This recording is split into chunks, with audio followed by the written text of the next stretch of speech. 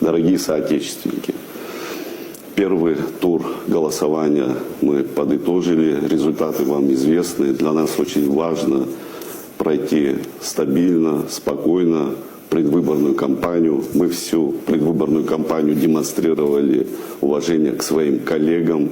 Ни одного высказывания из уст кандидатов в президенты, вице-президенты нашего штаба не было в адрес оппонентов, потому как мы люди ответственные, мы знаем, что наши коллеги, кандидаты в президенты, и Роберт Аршба, и Олег Барцец, и Адгур Хуркмал, и Адгур Ардзенба достойны того, чтобы сегодня возглавить нашу страну. Результаты итогов голосования показали, что наш народ за сохранение стабильности в нашем обществе, за развитие в экономике, за улучшение криминогенной ситуации, за укрепление взаимоотношений с нашим главным стратегическим союзником. И эти вопросы, безусловно, те, которые являются существенными для сохранения стабильности развития нашего государства.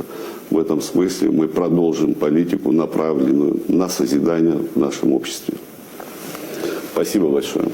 Tabu Piducen, Tabu Piducen, Kandidatscha.